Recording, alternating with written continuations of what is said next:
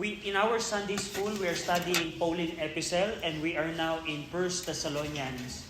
As I mentioned last week, except for Progen, each one of you would share the theme that you come up to, and each one of you would explain bakit or why did you come up with that theme. Okay? Who would like to go first? Sino? Yeah, Mikey. Ano ang tema mo ng First Thessalonian at bakit? Ang theme ko sa is comfort and hope in Christ's return. Provide hope and encouragement, reminding them of the resurrection and the second coming of Christ, urging them to be ready and watchful. 1 Thessalonians 4:13, 18, and chapter 5:11. Okay. And 1:11. What are the three practical exhortation that you found in First Thessalonian? Walk worthy of God, 1 Thessalonians 2:12. Increase and abound in love, 1 Thessalonians 3:12. Be sober and vigilant, chapter 5 verse. Okay, very good. Sino pa ang sunod? Hula. Yeah, Jessica. Ang theme ko ay faith, love, and hope. Paul highlighted the three essential virtues of Christians: living faith, love, and hope. 1 Thessalonians 1:3. And ang tatlong love and support one another. 1 Thessalonians 5:14. Be prepared for the Lord's return. 1 Thessalonians 14:15. Lead a holy life. 1 Thessalonians 14. Okay, very good. So, ipapasa mo yan? In yung paper mo, okay? Sino sunod? Ariel, go Ariel. Ang theme ko po is this, since Paul mentioned about the future events po, which is the resurrection rapture po, sorry. And nag-advise din po siya about sa kung paano po tayo dapat lumakad bilang isang Kristiyano, and dapat din po na i-avoid natin yung fornication dahil dapat po natin pinadeserve at ino-honor yung Holy Vessel po. Na-mention po yun. And, And sa reminder, ayun nga po, reminder and sa future event. And encouragement po para po sa mga safe na kung paano po sila i-rapture po ni God sa time ng tribulation po. And sa exhortation ko po is thank God without ceasing. First Thessalonians 2 verse 13, and abstain for fornication, 1 Thessalonians 4 verse 3 and 4, and obtain salvation by our Lord Jesus Christ, 1 Thessalonians 5 verse 9. Okay, very good. So, who would like to share next? Yes, Sham. Yung reading ko po sa 1 Thessalonians is eschatological hope, which is, we all know naman po na eschatology yung pinakaano po na First Thessalonians. Tapos, bakit po hope? Kasi alam po natin, ito po yung second coming ni Jesus Christ and the encouragement of believers to live fully in anticipation of His return. Mababasa mo po siya sa 4:13 to 18, tapos sa may chapter 5 din po. Tapos yung exhortation ko po is 2:12, you would walk worthy of God. Tapos 2:17, not in heart and the word, the more abundantly to see your face with great desire. 4:3, for this is the will of God, given your sanctification, that you should abstain from fornication. Okay, thank you. Who would like to share next? Yes, William. So, in 1 Thessalonians, you asked for the theme and 3 exhortations. So my theme is living in expectation of a coming Savior. So you can see throughout the book there's a lot about the second coming that's undeniable, that it's in the theme. Like, my theme verses is actually 2 verses. Verse 9 and 10 of chapter 1. 1 Thessalonians 1, 9 and 10. For they themselves show of us what manner of entering in we had unto you, and how ye turned to God from idols to serve the living and true God, and to wait for his Son from heaven, whom he raised from the dead, even Jesus, which delivered us from the wrath to come. Mhm. So Paul's telling them how they turned from idols so that they could live in expectation of a coming Savior. And chapter 1 refers to that. We just read that. Chapters 2 and 3 contain Paul's praise of the Thessalonians because of their righteous living and good deeds. For chapter 2, verse 13 and 20. Just quickly read this. For this cause also thank we God without ceasing, because when ye received the word of God which ye heard of us, ye received it not as the word of men, but as it is in truth the work of God. So that verse tells us about how Paul praises them because they're living in expectation of a coming Savior. And also verse 20, for ye are our glory and joy. So he's evidently happy with them, but then in chapters 4 and 5, it contains correction and exhortation. Mhm. And he further expounds on how to live in expectation of a coming Savior. And he informs them that Jesus is coming back. The famous passage in chapter 4, verses 16 through 18, for the Lord himself shall descend from heaven with a shout, and all that follows. It's talking about the second coming, and he's reminding them that Jesus is coming back, and you better live like it. So, then the three exhortations, chapter 4, verse 11, study and be quiet. Mhm. Chapter 2, number 2, chapter 5, 6, it says, watch. Therefore let us not sleep as do others, but let us watch and be sober. And number 3, chapter 5, verse 14. Now I exhort you, brethren, warn them that are unruly, comfort the feeble-minded, support the weak, be patient toward all men. So be patient toward all men. Okay, thank you. And lastly, Joe? My favorite for First Thessalonians is the second coming of Jesus Christ. So in Thessalonians 1:10, and Thessalonians 2:19, and Thessalonians 5:2, and 5:10, and 5:3 are all about the second coming of Jesus Christ. And my three exhortations are first to know that he's coming back. The second one is to wait for him to come back. And the third one is to be sober and to be vigilant and be prepared for when he comes back. Okay, very good. Okay, very good sa bawat isa, for every one of you. Thank you. So, let's continue our lesson or our discussion in 1 Thessalonians. So, I hope after doing the task of knowing the theme and finding practical application or practical exhortation of Paul in 1 Thessalonians, I hope that you already know the content of 1 Thessalonians. But today, we're going to examine those content in our study this morning. Titingnan natin, ano ba yung nilalaman ng 1 Thessalonians? Of course, tandaan natin, if you have your study notes dun sa back, sa likod, may mga prominent subjects ang 1 Thessalonians. May mga, pag sinabing prominent subject, ano yung mga paksa na dinil ni Pablo sa 1 Thessalonians. At dito, there are many major subject that Paul dealt in 1 Thessalonians. What is the main subject, by the way, of 1 Thessalonians? Second coming of Christ. So yun yung primary subject ng 1 Thessalonians. At dito, the key doctrinal passage of this epistle ay makikita natin in verse 13 hanggang 18 ng chapter 4, which discusses the rapture of the believer. So tandaan natin, sa plano ng Panginoon, kapag ka ang isang tao ay nagsisi at nanampalataya kay Jesus Christ, if a person repents and believe the Lord Jesus Christ, may pangako ang Panginoon sa mga mananampalataya na babalik muli ang Panginoong Kristo at kukuhanin niya ang mga ligtas, ang mga anak niya dito sa mundong ito. At ang bilang application ng katotohanan ito, how that truth affects your living in our time.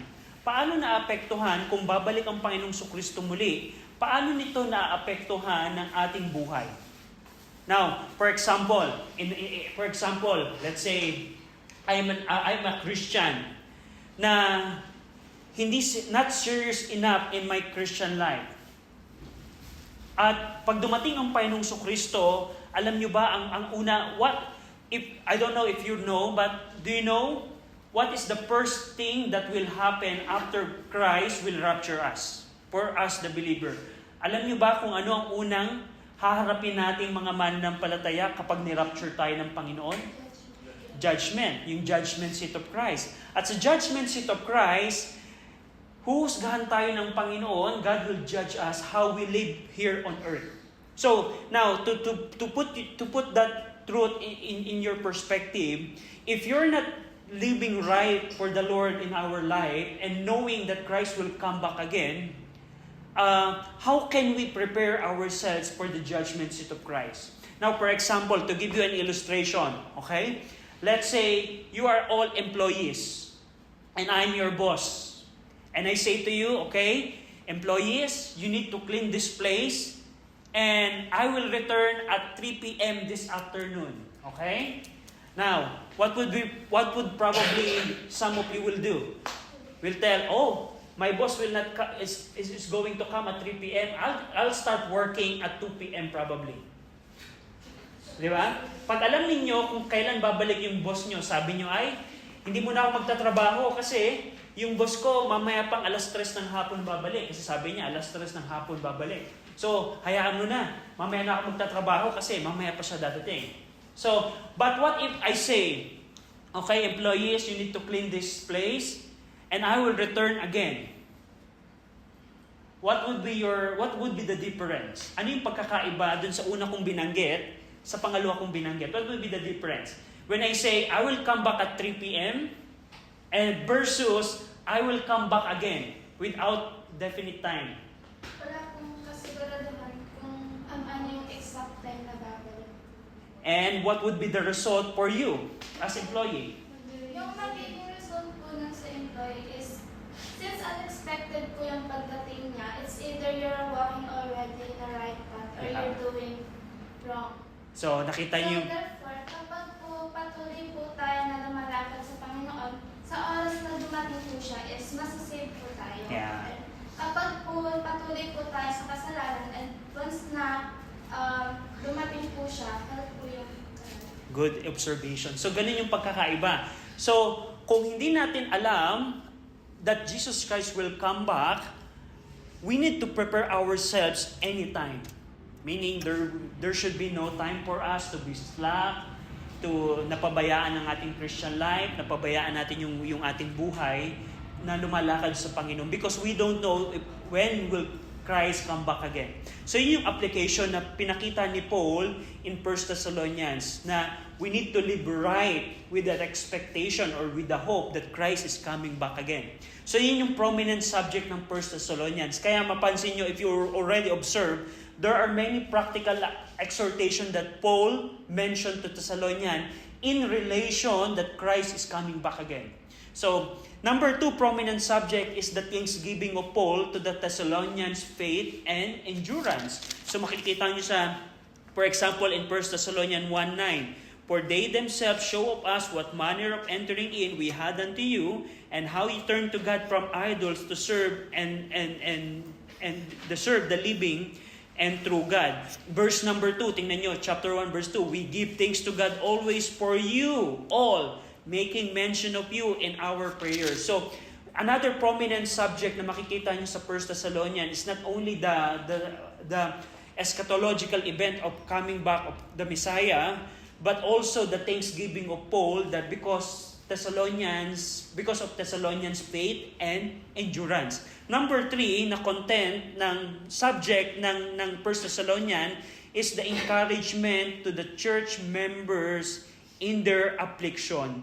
So, sa kanilang another content na prominent subject throughout the 1 Thessalonians, makikita nyo dito na binibigyan ng encouragement ni Paul ang Thessalonians sa kanilang endurance, sa kanilang persecution na nararanasan. And we're going to see some of the verses later on.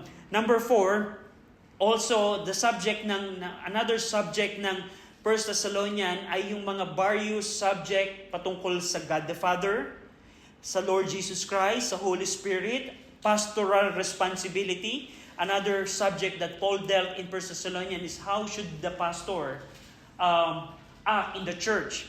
Also the gospel, the way of salvation, believers, word, and Satan. So those are the miscellaneous subjects that we can see in 1 Thessalonians. And lastly, another subject that we can see in 1 Thessalonians is the exhortation to holy living. That's like what we mentioned a while ago. 1 Thessalonians is full of practical exhortation. So, now tingnan natin yung outline. So, nakita natin yung subject. Ano ngayon yung outline? Tandaan niyo, when we come up with the outline, we can have different outlines. So, it's not wrong to have your own outline. But for our study, I came up with the outline of 2 divisions. Yung una, yung looking back, which is chapter 1, 2, and 3. And looking forward, chapter 4 and 5. So, pwede nating i-divide yung 1 Thessalonians sa dalawang bahagi. Yung una, yung pagtingin ni Pablo, how Paul looked at the things at the past. Yun yung chapter 1, 2, and 3. Kaya makikita ninyo, sa chapter 1, 2, and 3, there are many thanksgiving, there are many remembrance of what Thessalonians was or is, because Paul is looking back. Yung chapter 4 and 5, ito naman yung looking forward. So pwede nating i-divide yung Thessalonians sa dalawang bahagi na ito.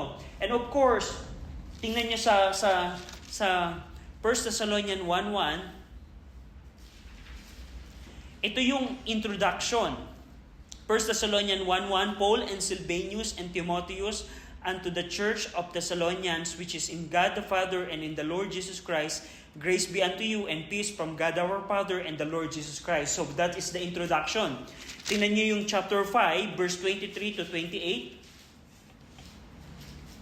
23 to 28, and the very God of peace sanctify you wholly, and I pray God your whole spirit and your soul and body be preserved blameless unto the coming of our Lord Jesus Christ. Faithful is he that calleth you, who also will do it. Brethren, pray for us. Greet all the brethren with an holy kiss. I charge you by the Lord that this epistle be read unto all the holy brethren. The grace of our Lord Jesus Christ be with you. Amen. So, it is typical sa mga sulat ni Pablo na meron siyang introduction at meron siyang personal matter or conclusion.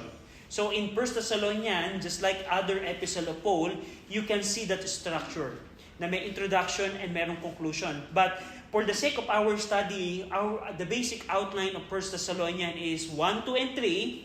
It's looking back. Chapter 4 and 5, looking forward. So, now, tingnan natin yung main content ng 1 Thessalonians. Dito tayo medyo magtatagal today. The main content of 1 Thessalonians is the Lord's return. Now, tingnan nyo yung chapter 4, verse 13 and 18.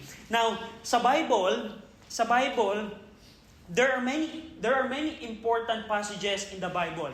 Pero tandaan niyo, every verse or passage in the Bible, they are all important. Amen. Now, for example, when Satan said to Jesus Christ na when the devil tempted Jesus Christ, and the words that Satan mentioned is recorded in the Bible. Is that verse also important? Na kahit ito ay mga salita ni Satan or ni devil, yung ba important pa rin? Yes. Important pa rin yun kasi yun din ay inspired. The same thing in every passage. So what I want to establish, every passage in the Bible are important. But there are some passages in the Bible that would clearly mention about certain doctrine. So every passage in the Bible are important, but there are some part of the scripture that if we need to examine something about that doctrine, we need to check that verse. And in case of the second coming, it is in 1 Thessalonians 4. Because in this passage, we can see a clear timing or clear events or details about the rapture. Now, tingnan nyo dito sa verse 13 hanggang 18 of chapter 4. Paul said here, But I would not have you to be ignorant, brethren, concerning them which are asleep, that ye sorrow not, even as other which have no hope. So Paul was saying to Thessalonians, I don't want you to be ignorant about the things that will come. So imagine niyo yung tone ni Paul sa kanyang subject. Sinabi niya, ayaw ko na kayo ay maging ignorante or mangmang sa mga bagay na mangyayari sa hinaharap. So we can see here that God is expecting us in our time to to be knowledgeable of the things that will come. So ang tanong, for example, a challenge sa bawat isa, alam ba natin ang mga mangyayari in the future? Are we ignorant or are we knowledgeable sa mga mangyayari in the future? And that's what Paul was expecting from the Thessalonians. And also we can see in verse 13 that the Thessalonians are sorrowful. They are sorrowful. Now question, why they are sorrowful? Bilang review of what we discussed last Sunday. Yes, William? Because they thought their dead loved ones would not be able to be in the rapture. Yeah. So they thought na yung kanilang mga mahal sa buhay na patay na ay hindi makakasama sa rapture. That's why they are sorrowful. And Paul encouraged them that you sorrow not. In verse 14, for if we believe that Jesus died and rose again, even so them also which sleep in Jesus will God bring with Him. So ito yung doctrinal problem na meron sa Thessalonians. So meron silang wrong understanding about the rapture. They have the wrong understanding about the doctrine of the coming of Christ. They thought that their loved ones who already died will not be part of the second coming of Christ. That's why Paul said here, if we believe that Jesus died and rose again, even so I want you to take note of that phrase, even so, them also which sleep or dead or died in Jesus will God bring with Him. So that's the details that Paul highlights about the second coming of Christ. Verse 15, for this we say unto you by the word of the Lord, that we which are alive and remain unto the coming of the Lord shall not prevent them which are asleep. So sinasabi dito ni Paul na tayong mga buhay na kay Kristo hanggang sa pagbabalik ni Jesus Christ, hindi natin mapipigilan yung mga tao na namatay na kay Jesus Christ. But instead, verse 16, for the Lord Himself shall descend from heaven with a shout, with the voice of the archangel, and with the trump of God, and the dead in Christ shall rise first. Verse 16 give us the details, the exact details that will happen when Christ will come back. The time na babalik ang Panginoong Kristo. So pansinin niyo, the Lord Jesus Christ Himself shall descend from heaven. So yun yung unang event na mangyayari sa rapture. Ang Panginoong Kristo mula sa kalangitan, kung paano siya nag-ascend in Acts 1, in Matthew 28, He will also descend from heaven. So literal na bababa ang Panginoong Kristo ngayon.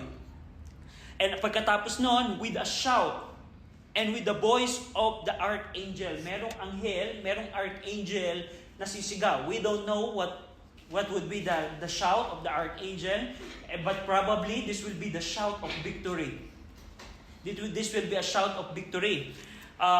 Nakakita na ba kayo ng isang sigaw ng nagtatagumpay?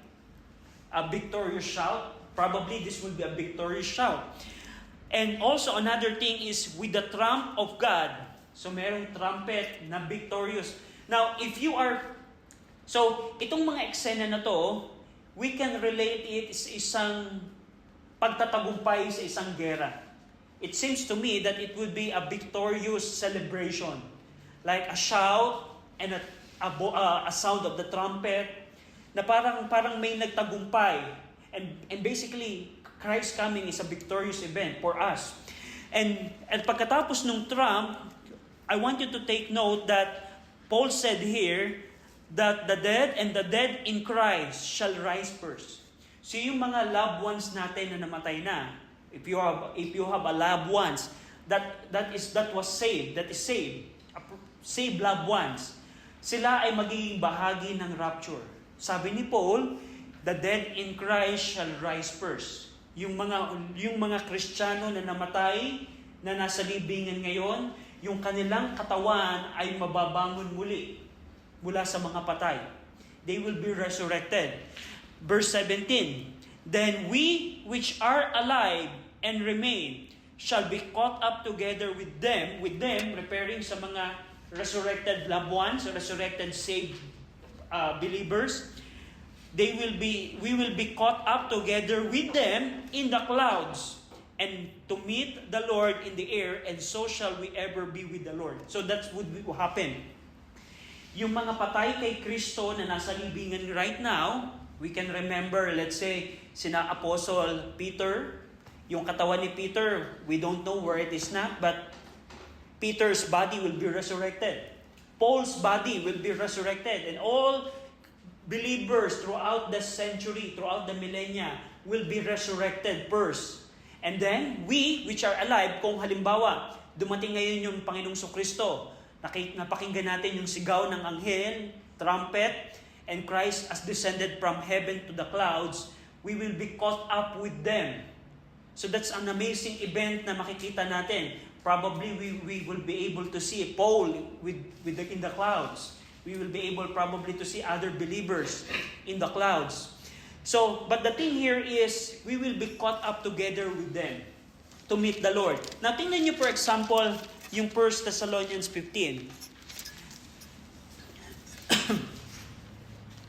This is very interesting because sa 1 Thessalonians 15, pansinin nyo yung verse number 55. O death, where is thy sting? O grave, where is thy victory? 1 Corinthians 15, verse 55. 1 Corinthians 15, verse 55.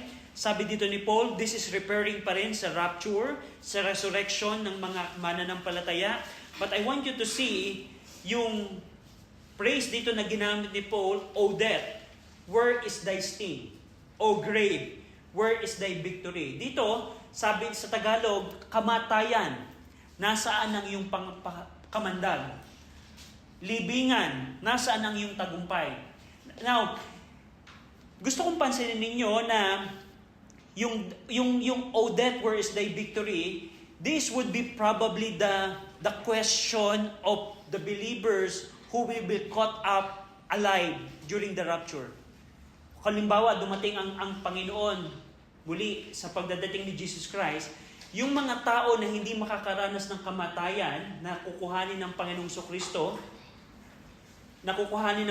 Kristo, sila probably ang magsasabi, kamatayan, nasaan ngayon yung kamandag mo? O death, where is thy sting? At yung mga patay kay Kristo who are asleep right now, that will be resurrected, probably they will say, O grave, where is thy victory? Halimbawa, let's say si Apostle Paul, patay na siya, let's say 2,000 years na siyang patay. And then dumating yung panahon na siya'y nakalaya sa kanyang libingan. It's very applicable na sabihin niya, O grave, where's thy victory? 2,000 years akong nalibing ngayon, but right now I am resurrected. So that's very amazing na makita natin about the things that will happen when Christ come back. And that's the problem about Thessalonians. They don't know, they are ignorant about the details of the second coming. They forget or probably they don't understand that the dead in Christ will be part of the second coming of Christ. So, yan yung makita natin. Now, yung word na rapture, the word rapture is not found in the Bible. So, pag tiningnan nyo ang Bible, hindi nyo makikita ang word na rapture, even in Greek. Hindi nyo makikita yung rapture. But yung doctrine of rapture ay makikita nyo in 1 Thessalonians. Actually, yung phrase na caught up, that is rapturo from the Latin. Hindi natin makikita yung word na rapture in the English Bible or even in Greek Bible, pero makikita nyo yung word na rapture in the Latin Bible. Kasi yung word na rapture, nanggaling yan sa salitang rapio ng Latin. Na ang ibig sabihin ng rapio in Latin is to caught up. To caught up. That's why we come up with the term rapture. Pero the thing here is, when Christ comes back, yung mga taong ligtas who are alive will be caught up. Now, dito sa passages na binasa natin in 1 Thessalonians 4:13 to 18, there are three things that we can see here. Una, yung comfort of rapture faith. Meron tayong comfort of rapture faith. Now, I want you to put yourselves in the shoes of those Thessalonians who are experiencing suffering and persecution because of their faith.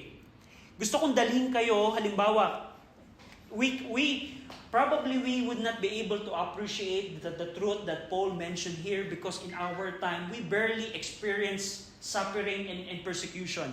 Hindi natin nararanasan yung persecution talagang matindi in our time. Pero gusto kong dalhin kayo sa kalalagayan ng mga Thessalonians na everyday ng kanilang buhay may persecution. May persecution. Imagine niyo, for example, just imagine, para lang makapagsimba ka, kailangan mong ipaglaban ang iyong pananampalataya. While in our time right now, there's no people who hinder us in gathering together. But during the time of Thessalonians, they experienced those kind of persecution and even severe. And knowing that Christ will come back will give them comfort. Now, right now, we are suffering, but knowing that Christ will come back again to catch us, to rapture us, this is a comforting words for us. That's why tingnan nyo yung 1 Thessalonians 4:18, sabi ni Paul, after discussing the details of the rapture, Paul said in verse 18, 1 Thessalonians 4, "Wherefore, comfort one another with these words." So, ang tanong, question para sa inyo mga kabataan, is Christ coming a comfort for you? Meron bang comfort na naibabigay sa iyo that Christ is coming back again? Especially, now in application, whenever you come to a situation that you are persecuted, maybe in your classroom, maybe by your relatives, and they don't appreciate what you're doing for the Lord, knowing that Christ is coming back for you, for the believers, this should be a comfort for you. Na halimbawa, yung mga mahal mo sa buhay, pinipigilan ka mag-church, ayaw kang pagpatuloy sa Panginoon. Sa classroom, pinagtatawanan ka dahil ikaw ay naghahawak ng Bible. Knowing that Christ will come back for you, that should be a comfort para sa iyo. So yan yung pinapakita dito ni Paul. The second one is, the second thing that we need to see in this passage about Christ's return is the basis of rapture truth. Now, ang question, what in this passage that we read, verse 13 to 18, can you spot the basis of Christ coming? So, a quick activity. In verse 13 to 18, we see there the comfort, we see there the, can you spot what is the basis of rapture? Yes, Chang. Verse 17 po. Yeah, 17? Why you said that it's 17? Ayun po. Then we which are alive and remain shall be caught up together with them in the clouds to meet the Lord in the air, and so shall we ever be with the Lord. Pwede, pero another idea. Yeah, William. Verse 14. Yeah? Can you... Jesus died and rose again. Yeah, that's the basis of rapture. The only way we will be part of the rapture, we will experience verse 17. Actually, yung verse 17, yun yung third thing na makikita natin, the events of the rapture. Verse 17 talks about the events or the details of the rapture, but verse 14 and verse 13 is the basis. If Christ died for us and He rose again, we which are the believers or disciple of Christ will also experience resurrection. So or let's say rapture. Kung si Jesus Christ na ating Panginoon ay namatay at nabuhay namang muli, even so, I want you to take note the word even so. If Christ died and rose again, even so as believers. So yun yung basis ng ating rapture. Na ang tanong ganito. Second coming of Christ gives us comfort, right? Nagbibigay ng comfort ang second coming of Christ. Now, what if the person is not saved? Will it give comfort to him or no? Why no? Bakit? Arian. Kasi, eto personal ko po naranasan. Kasi kapag narinig ko po yung about sa rapture and nung hindi pa po ako safe is parang nade-discourage ako and parang nababalisa po ako na sabi ko, hala, what if dumating na siya? Ano na mangyayari sa akin? And knowing na mapupunta ako sa hell because I'm not safe, na parang mas nati-trigger po ako na parang hala, paano nang gagawin ko? But then, nung nagpatuloy po akong mag-church is parang, ayun, nung naglingkod na po ako sa Panginoon, hearing the word rapture gives me comfort since knowing na I'm saved by the Lord Jesus Christ. Parang nagagalak po ako na and masaya-excited po ako kapag Yeah, dating. that's good. So, that's good. Your observation. What else? Now, probably the follow-up question, if a person is not saved, when Christ comes and get the believers, what would happen? What would be the event that would happen for the unsaved? The 7-year tribulation. The 7-year tribulation. That's the sad part about the unsaved. Because sa eschatological timeline ng Panginoon, things that will happen in the future, pagkatapos ng rapture, kukunin niya yung mga saved, at yung mga hindi saved, dadaan sila sa kamay ni Antichrist. So, hindi talaga comforting words ito para sa mga unsaved. Kaya nga, bilang challenge sa ating bilang mga kabataan, we need to make sure that we are saved. Kasi that would be the sad part. Na this is ironic, this is funny, but just imagine, let's say I'm not really a saved person. Just for example's sake, I'm not a saved person, but I go to church every Sunday. And then one day, pupunta ako dito sa Unit 19, and then ako lang yung mag-isa. Wait, nasan sila? So that's a terrible thing that could happen sa atin. Na may mga chance, there are many chance that God gave to us to repent and believe, but we never really repent and believe. And then when raptures come, that's the end. Now, you can still be saved in the rapture, in the tribulation. Kailangan mo munang hindi ka magpatatak kay Antichrist at pupugutan ka ng ulo ni Antichrist para ma-save. Pero, the thing here is, God is giving us opportunity right now to be saved and to be part of the second coming of Christ.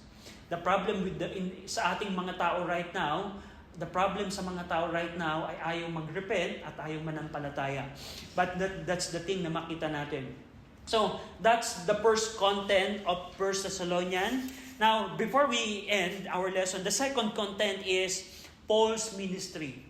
Dito din sa 1 Thessalonians, maybe you observe that, Paul highlights here yung anong ministeryo ang ginawa ni Pablo.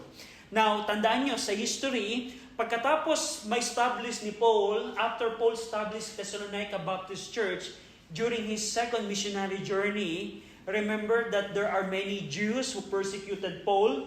That's why Paul was forced to get out from Thessalonica. At yung mga kaaway ni Paul na yun, hindi sila natapos sa paglaban kay Pablo. Yung mga persecutors na to, apparently, they pursued other tactics as well. Ano yung naging tactics nila? They made slanderous rumors about Paul's life, motives, and method and in his ministry. Yung ginawa ng mga kaaway ni Pablo, dahil si Pablo tumakas na siya, pumunta na siya sa Corinth noong mga panahon ito. Ang ginawa ng mga kaaway ni Pablo sa Thessalonica, gumawa sila ng mga maling balita patungkol kay Pablong buhay, patungkol sa ministry ni Pablo.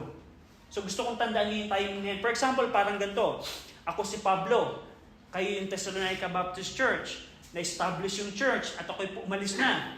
And then meron ngayong mga kaaway na pumasok sa inyo at ang sinabi, alam nyo, yung si Pablo, kaya lang siya nagpipreach sa inyo dahil lang sa pera. Hindi niyo ba na-observe yun? Na si Paul pumunta dito para lang perahan kayo? Na hindi niyo ba napansin na kung paano magsalita si Pablo ay mabubulaklak na salita kasi gusto niya kayong bihagin, gusto niya kayong madaya para maperahan kayo. At yun ang ginawa ng mga kaaway ni Paul. After Paul left Thessalonica, this enemy made rumors about life of Paul or about the personality of Paul and his motives in his ministry. That's why in 1 Thessalonians, Paul addressed that rumors. So sa 1 Thessalonians, makikita nyo dito kung paano dinipensahan ni Pablo ang kanyang ministry na hindi ako, tingnan nyo ang 1 Thessalonians 2. Tingnan nyo ang 1 Thessalonians 2. Verse number 1. For yourselves, brethren, know our entrance in unto you, that it was not in vain. Verse 2, but even after that we had suffered before, and we shamefully entreated, as ye know, at Philippi we were bold in our God to speak unto you the gospel of God in much contention. Verse 3, for our exhortation was not of deceit, nor of uncleanness, nor in guile, but as we were allowed of God to be put in trust with the gospel, even so we speak not as pleasing men, but God which trieth our heart. So, dito sa mga passages na binasa ko dito, Paul said, do you remember how we got persecuted in Philippi? Do you remember the persecution that we received in preaching the gospel? Does it hinder us in preaching the gospel? Napigilan ba ng persecution na naranasan namin iproklama sa inyo yung gospel sa inyo? And in verse 3, nakita natin dito na alam ninyo na hindi kami nagsasalita ng merong pandaraya, that's deceit, karumihan, or uncleanness, or ingal, yung kabaluktutan. Hindi kami ganun magsalita. And in verse number 4, sabi doon, kapag kami ay nagsalita, hindi namin pinupuri ang tao. We're not pleasing men, we're not pleasing God, but God. Ang Diyos ang aming pinupuri, ang Diyos ang aming binibigyan ng kapurihan sa aming ministry. So, tingnan nyo pa, for example, in verse number 9. For ye remember, brethren, our labor and travail for laboring night and day, because we would not be chargeable unto any of you. We preach unto you the gospel of God. Now, part of the rumors that these enemies put to Paul's ministry is, part of the rumors that these enemies throw to Paul is, Paul was just preaching just because of the money. So bahagi ng rumors na pinakalat ng mga tao na kaaway ni Paul is, si Pablo ay nagpipreach dahil lamang sa pera. Pero dito sa verse number 9, Paul said here na, you remember when we were in Thessalonica, we labor night and day. Ibig sabihin, nagtrabaho si Pablo ng gabi at araw. Anong ibig sabihin nito? Hindi sila kumukuha ng anumang pera. Sabi ni Paul, that we might not be chargeable or burdensome unto you.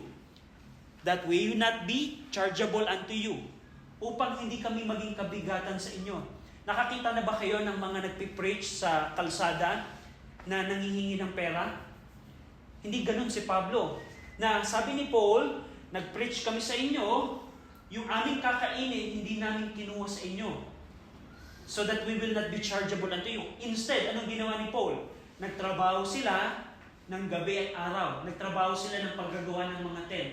Sa paggagawa na ng tent, binabayaran si na Pablo. So, sa ministry ni Paul, sa Thessalonica, nagpipreach siya, at the same time, nagtatrabaho siya. So that Paul at sina Timothy at Silas will not be chargeable unto them, meaning burdensome. So, dito mapapansin nyo, Paul depended himself sa mga rumors that these enemies throw at him. Na pinakita dito ni Pablo na hindi ako namemera. So that's the defense of Paul about his ministry. At dito, in 1 Thessalonians, you can see that in chapter 1 verse 2 hanggang chapter 2 verse 16, pinakita dito ni Paul yung kanyang ministry in person. So, dun sa study notes ninyo, if you can see in this part, dun sa Paul's ministry, I have here 3 division about the ministry of Paul. Yung chapter 1 hanggang chapter 2, verse 16, it's about the ministry of Paul in person, meaning when Paul was in Thessalonica. Yung number 2 is ministry in absentia, meaning when Paul was not with them. Number 3 is ministry by his epistle, by the epistle. So that's the ministry of Paul, and you can observe that in 1 Thessalonians clearly. So now, do you have any question about that? So tandaan nyo, to make it clear, ang 1 Thessalonians, meron tong maraming subject. We saw that a while ago. Pero meron tong dalawang content. Ang unang content ng 1 Thessalonians is the Lord's return. Base sa pagbabalik ni Jesus Christ, gumamit si Pablo ng mga practical exhortation to exhort the Thessalonians. That's the first content. The second content is the ministry of Paul. Pinakita dito ni Paul paano siya minister sa kanila when Paul was with them, when Paul was not with them, and through the epistle. So that's the second content. Now, tingnan natin yung applications. Now, ang question probably sa inyo, after knowing 1 Thessalonians, how can we apply it in our life? So una, ang tanong ko, as a way ng exert ng application natin, in light of the truth that our Savior is coming back for us, believers, does this truth bring you comfort and hope?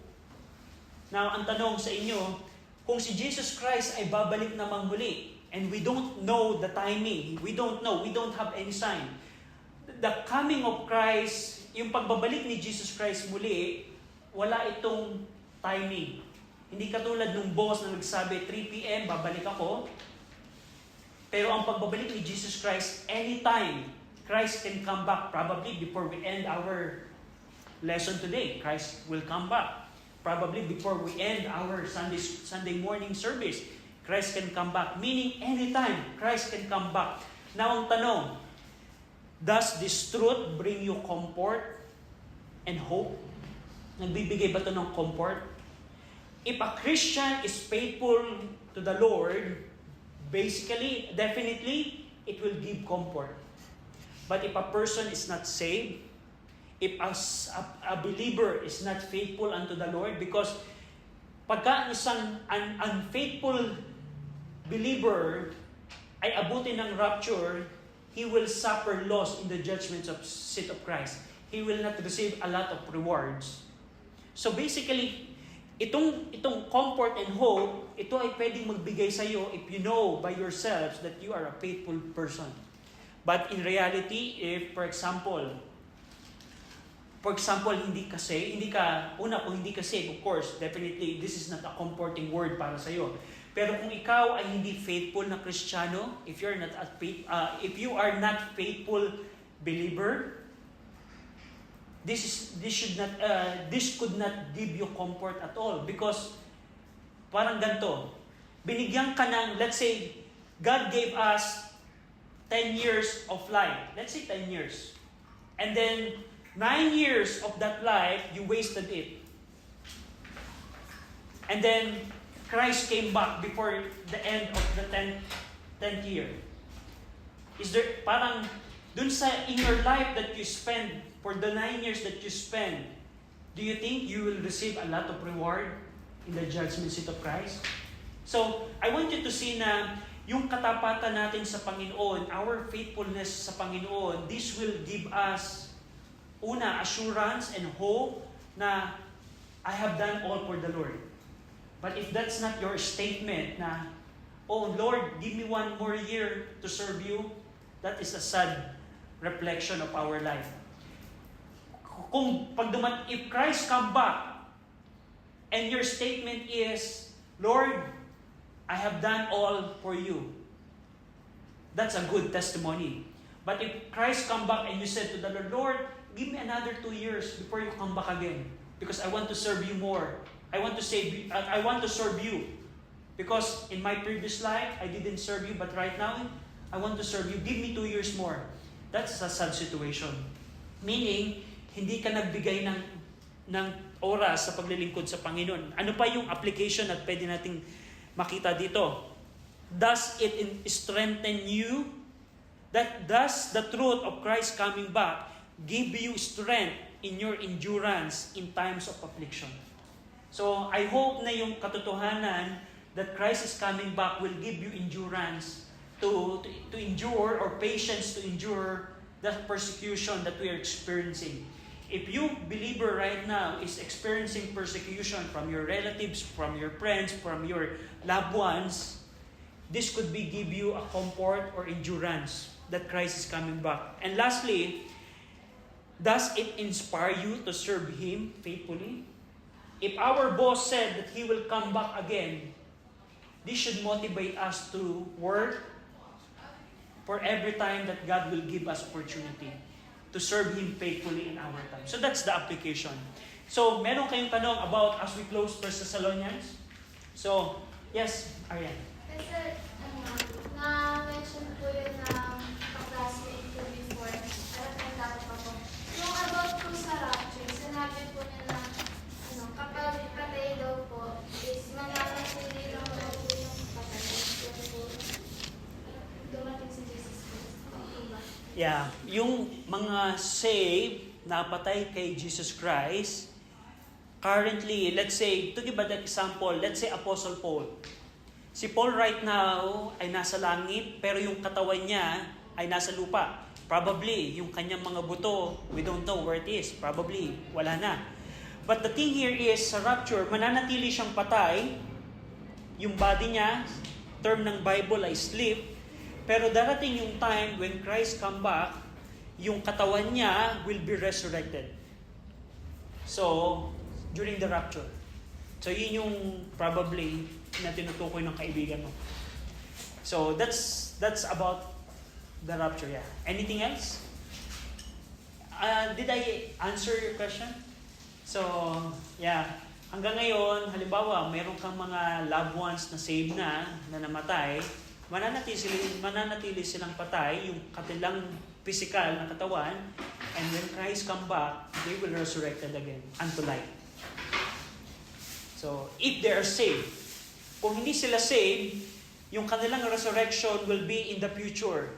And that's another event, the resurrection unto damnation. That's, yung mga lahat ng taong nasa impyerno, kukunin ng Panginoon yung kaluluwa nila, at yung katawan nila na nasa mundo, i-resurrect yun, magiging resurrected body din, pero hindi sa buhay. It will be unto damnation. Ibubulid ni Jesus Christ sa dagat-dagatang apoy yung mga yon. So patay sila, mare-resurrect sila, pero makakaranas sila ng second death sa lake of fire. So another question? So kung wala na, William, can you close us in a word prayer? Dear Lord, we're thankful that Jesus is coming back, and we ask that you would help us to live in expectation of that hope, Lord, and I ask that you would bless our services. And I ask that you would help Brother RJ and Jay as they preach. And I ask that you would help us to apply it to our lives. We're thankful for this class, Lord, and a wonderful day that you've given us. In Jesus' name, amen. Thank you. We're dismissed.